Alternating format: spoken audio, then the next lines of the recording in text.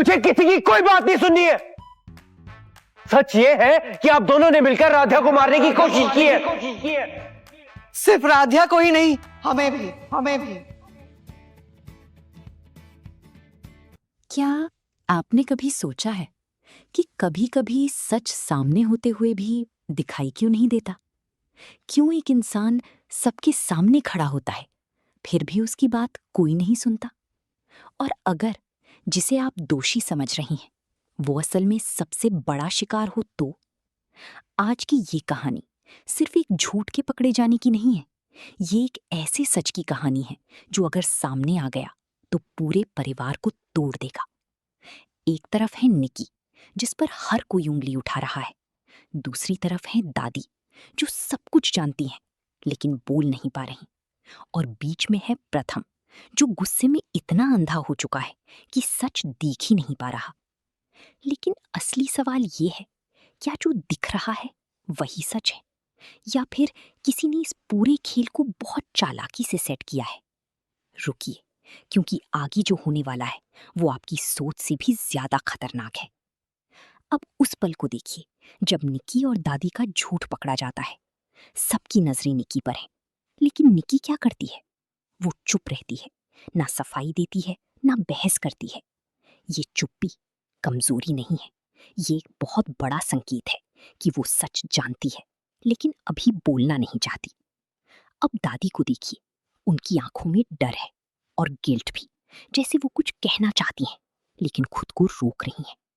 ये सिर्फ बीमारी नहीं है, ये दबा हुआ सच है, और यही इस कहानी का सबसे बड़ा ट्विस्ट बन सकता है।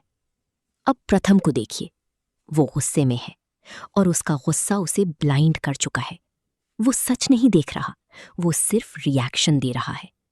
और यही गलती इस कहानी को और खतरनाक बना देगी। लेकिन असली ट्विस्ट अभी बाकी है। यहां एक बहुत बड़ी गलती हो रही है जिसे हर कोई इग्नोर कर रहा है। अगर आपने ये डिटेल मिस कर दी तो आप पूरी कहानी कभी नहीं समझ पाएंगे। अब सोचिए, अगर दादी सच बोल दे तो क्या होगा? क्या निक्की निर्दोष साबित हो जाएगी, या फिर पूरा परिवार टूट जाएगा?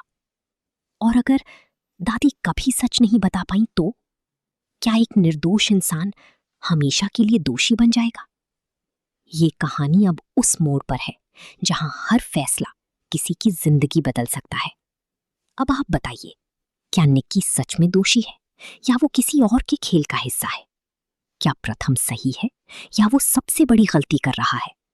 क्या सच हमेशा जीतता है या कभी कभी सच को भी हार माननी पड़ती है?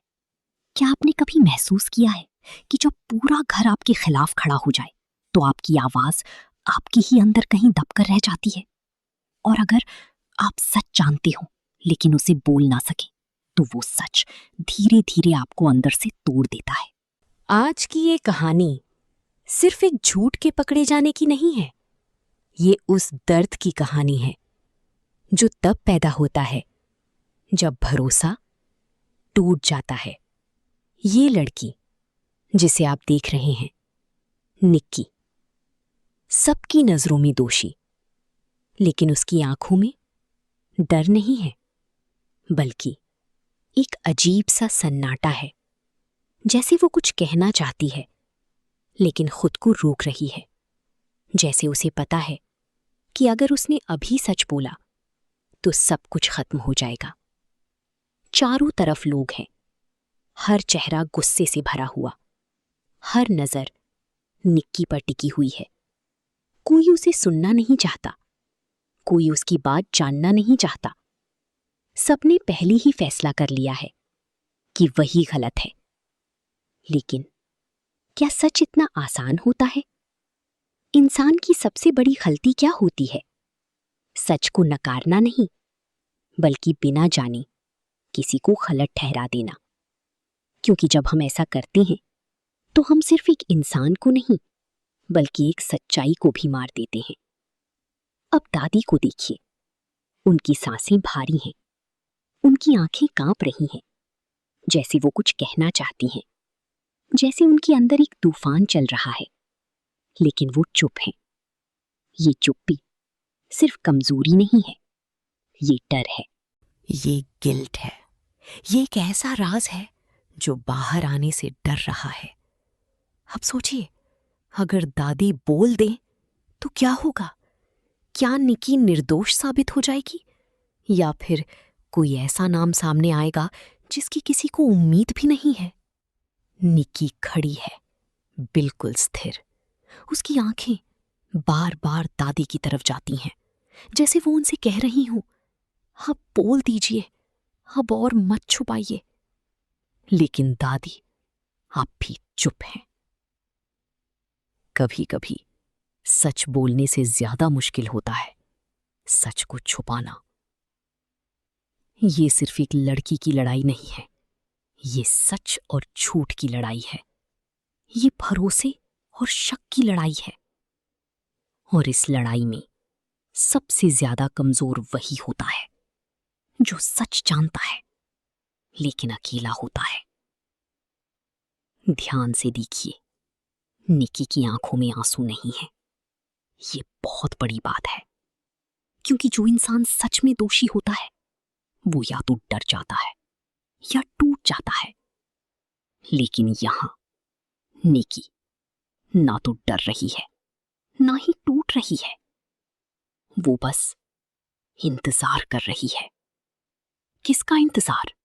सच का या किसी के बोलने का?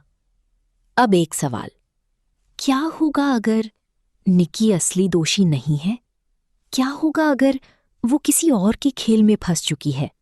एक ऐसा खेल जिसमें उसे झूठ बोलने पर मजबूर किया गया है और अब वो उसी झूठ में कैद हो चुकी है। इंसान हमेशा अपने लिए झूठ नहीं बोलता, कभी कभी वो किसी और को बचाने के लिए भी झूठ बोलता है, और यही झूठ उसे खुद ही दोषी बना देता है। अब परिवार को देखिए, हर कोई टूट चुका है, हर कोई गुस्से में है, लेकिन किसी के पास सच नहीं है। और यही सबसे खतरनाक स्थिति होती है, जब फैसले भावनाओं पर लिए जाते हैं, तथ्यों पर नहीं। अब एक और चीज, दादी की आंखों में जो डर है वो सिर्फ सच बोलने का डर नहीं है, वो किसी से डर रही है, कोई ऐसा जो चाहता है कि सच कभी सामने ना आए। अब आगे क्या हो सकता है? एक पल आएगा जब दादी बोलेंगी और जो वो कहेंगी वो सब कुछ बदल देगा। निकी का नाम साफ होगा और असली चेहरा सामने आएगा। लेकिन अगर वो पल कभी आया ही नहीं तो? अगर दादी सच बोलने से पहले हमेशा के लिए चुप हो जाए तो?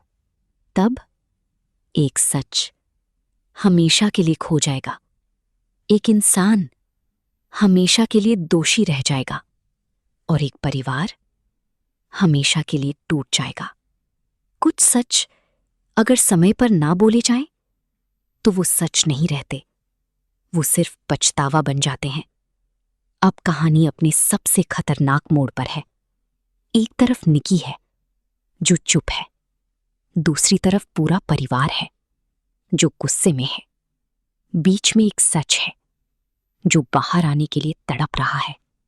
अब आप सोचिए, अगर आप वहां होते तो क्या करते? क्या आप निकी पर भरोसा करते या सबकी तरह उसे दोषी मान लेते? क्योंकि अगला कदम सब कुछ बदल सकता है। या तो सच जीतेगा या झूठ हमेशा के लिए जीत जाएगा।